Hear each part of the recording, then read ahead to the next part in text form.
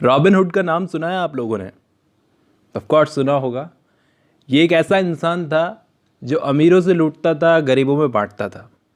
तो दुनिया की नज़र में ये एक हीरो था, हमारी भी नज़र में ये हीरो ही है अभी तक। लेकिन मेरे रिच डैड जो थे इसको बिल्कुल भी हीरो नहीं मानते थे। इसको मानते थे एक लुच्चा, बदमाश, गरीबों का दुश्मन जो अमीरों से लूटता है, गरीबों में ऐसे ही बांट देता है। रॉबिनहुड तो चला गया, लेकिन कुछ लोग आज भी रॉबिनहुड का काम कर रहे हैं। जैसे कि देश की गवर्नमेंट भी तो यही करती है, अमीरों से टैक्स लेती है, गरीबों में बांटती है। तो वो है मॉडर्न रॉबिनहुड। अक्सर कई लोग बोलते हैं कि अमीर लोग देश के लिए पैसा क्यों नहीं देते, उनके पास जब इतना पैसा है तो वो टैक्स क्यों नहीं देते, अमीरों से तो ज़्यादा टैक्स लेना चाहिए। मेरे गरीब डैड भी ऐसा ही बोला करते थे कि अमीरों से जितना ज़्यादा हो सके उतना ज़्यादा टैक्स लो और गरीबों में बांटो। ऐसा रॉबिनहुड किया करता था। लेकिन अमीर डैड बोलते थे कि रॉबिनहुड गरीबों का सबसे बड़ा दुश्मन था। और आज जो टैक्स लेने वाला सिस्टम है गवर्नमेंट, वो भी गरीबों का सबसे बड़ा दुश्मन है। लेकिन आज एक बहुत बड़ा सच जान लो कि ये जो टैक्स का सारा पैसा जो कलेक्ट होता है ना, गवर्नमेंट जो कलेक्ट करती है, वो मिडिल क्लास और गरीब लोगों से करती है। अमीर लोग तो कभी टैक्स देते ही नहीं। वो मैं समझाता हूँ कैसे। ये चीज़ समझने के लिए सीधा हम लोग चलते हैं टैक्स की हिस्ट्री में कि ये टैक्स शुरू कैसे हुआ होगा। पहले ब्रिटेन और अमेरिका में पहले टैक्स का सिस्टम कभी था ही नहीं। बाद में लगे ये इनकम टैक्स वगैरह। अमेरिकन्स तो टैक्स को बिल्कुल पसंद नहीं करते थे। जो चाय पर उन पर कभी टैक्स लगा था तो उसका बहुत ज़्यादा इन्होंने विरोध किया था। तो टैक्स को ये बिल्कुल भी पसंद नहीं करते थे। तो कैसे गवर्नमेंट ने राज़ी किया लोगों को कि टैक्स सही चीज़ है? बहुत कोशिशें की गई, बहुत साल लग गए। लोगों को समझाया गया कि टैक्स अमीर लोगों को सज़ा देने का एक तरीका है, हम अमीर लोगों से टैक्स लेंगे, गरीब लोगों से नहीं लेंगे। बहुत कोशिशें करने के बाद लोगों को समझाया गया, तब जाके लोग माने और टैक्स के हक में वोट किया उन्होंने। लेकिन सच तो कुछ और ही है। अमीर लोग तो कभी टैक्स भरते ही नहीं, मिडिल क्लास लोग भरते हैं। और गवर्नमेंट भी ये बात अच्छे से जानती है।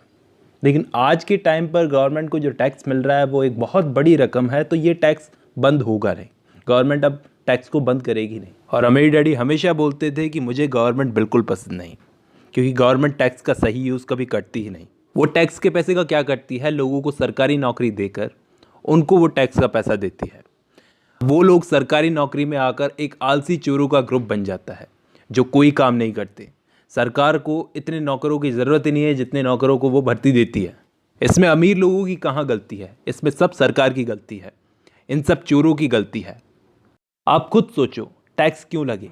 क्योंकि पब्लिक रॉबिनहुड के काम को सही मानती थी। अमीरों से लो, गरीबों में बांटो। और गवर्नमेंट ने भी यही किया, अमीरों से लो, गरीबों से बांटो।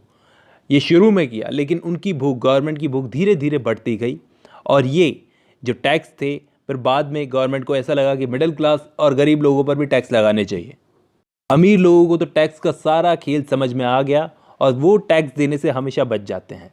जैसे मेरे अमीर डैडी को आता था। अमीर लोग हमेशा कहीं ना कहीं से अपने जीतने का रास्ता ढूंढ ही लेते हैं, वो जीत जाते हैं। और हारता कौन है? मिडिल क्लास आदमी, गरीब आदमी। उन्होंने टाइम के साथ ये टैक्स का पूरा बोझ, अमीर लोगों ने टाइम के साथ ये टैक्स का पूरा बोझ मिडिल क्लास लोगों पर डाल दिया। कैसे? जैसे पहले ये सिस्टम बना कि सिर्फ अमीरों से टैक्स लिया जाएगा। ठीक है, अमीर लोग टैक्स देने लगे, फिर गवर्नमेंट के पास पैसा आने लगा, लोग खुश हुए कि अब अमीरों से टैक्स लिया जा रहा है। तो गवर्नमेंट ने क्या किया? एम्प्लॉयज़ रख लिए, अपने वर्कर्स को पैसा देना शुरू कर दिया। उन एम्प्लॉयज़ को पैसा देना शुरू कर दिया, गवर्नमेंट एम्प्लॉयज़ को, और वो था टैक्स का पैसा। ठीक है, फिर उन वर्कर्स के थ्रू, उन एम्प्लॉयज़ के थ्रू ही घूम फिर कर पैसा अमीरों के पास कैसे आ गया? क्योंकि सरकार ने कॉन्ट्रैक्ट्स दे दिए, बहुत बड़े बड़े कॉन्ट्रैक्ट्स दे दिए इन्हीं अमीर लोगों को, इन्हीं अमीर लोगों की कंपनियों को। कॉरपोरेशंस के थ्रू वो पैसा वापस घूम फिर कर वापस इन अमीर लोगों के पास आ गया। अब सरकार को टैक्स भी मिल रहा था, लेकिन फिर भी पैसे की कमी लगने लगी। फिर उन्होंने क्या किया? मिडिल क्लास और गरीब लोगों को भी इसमें शामिल कर लिया। अब अमीर लोग तो बच गए, जुगाड़ लगा के कॉरपोरेशन के ज़रिए, बेचारे गरीब और मिडिल क्लास लोग फंस गए। इन्होंने ही वोट किया था टैक्स के लिए और यही फंस गए। तरस तो बेचारे इन मिडिल क्लास और गरीबों पर आता है कि हर बार ये लोग बेचारे अमीरों को सज़ा देने की कोशिश करते हैं, लेकिन खुद सज़ा पाते हैं। अमीर के पास और भी तरीके होते हैं, वो अलग अलग तरीक़ों से टैक्स देने से बच जाता है। वो सरकार को टैक्स देने की बजाय, सरकार को पैसा देने की बजाय चालाक एडवोकेट्स रखता है, बैंकर्स रखता है, अकाउंटेंट्स रखता है, और पॉलिटिक्स की पावर तक उसकी पहुंच होती है कि कानून थोड़ा चेंज करो। और अमेरिका में तो ज़्यादा से ज़्यादा आज ऐसे कानून बने हुए हैं जिनके थ्रू आप अपना ज़्यादा से ज़्यादा टैक्स बचा सकते हो, लेकिन इन सब का ज़्यादातर यूज़ अमीर लोग ही करते हैं, मिडिल क्लास लोग नहीं करते। अब आपको पता होगा या नहीं, लेकिन मैं आपको बता दूं, अमेरिका में क्या होता है, ये टैक्स से बचने का एक सिस्टम है, एक इंटरनल रेवेन्यू कोड है 1031। इसमें क्या होता है, उस इंसान को फ़ायदा मिलता है टैक्स में जो रियल एस्टेट का बिजनेस करता है। मतलब जो इंसान प्रॉपर्टी खरीद कर बेचता है, कैसे उसने कोई कम कीमत की प्रॉपर्टी खरीदी और ऊंची कीमत में प्रॉपर्टी बेच दी, जब तक वो खरीदता बेचता रहता है इसको, तब तक उस पर कोई टैक्स नहीं लगता, उसको कोई टैक्स नहीं देना पड़ता, जब तक आप उस प्रॉपर्टी से आया हुआ कैश अपने पास नहीं रखते। जब तक खरीदते बेचते रहोगे तब तक तो टैक्स नहीं लगेगा, लेकिन जब उसका कैश अपने पास रख लोगे तब टैक्स लगेगा। तो इस तरह से अमीर लोग, ये रियल एस्टेट का बिजनेस करने वाले लोग, सब ज़मीनों का बिजनेस करने वाले लोग, ये सब इस 1031 का यूज़ करते हैं। मिडिल क्लास आदमी कर ही नहीं सकता है। और अमीर डैडी बोलते थे सबसे खतरनाक इंसान होता है ये टैक्स लेने वाला। गवर्नमेंट में जो काम करते हैं टैक्स लेने वाले, इनको जितना मौका दोगे ये उतना तुमसे वसूल करेंगे। और अमीर लोग इस बात को बहुत अच्छे से जानते हैं कि वकीलों को पैसा देना गवर्नमेंट को टैक्स देने से ज़्यादा बेहतर है। अमीर डैडी बोलते थे कि सिस्टम को समझो, सिस्टम को ढंग से समझो, फिर चाहे रॉबिन हुड और उसके चेले चपाटे क्यों ना आ जाएं, देखते हैं कैसे टैक्स लेंगे हमसे, सिस्टम समझ जाओ बस तुम।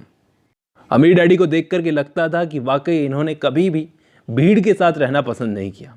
तो मैंने भी एक बात दिमाग में ठान ली थी कि कभी भीड़ के साथ नहीं जाऊंगा।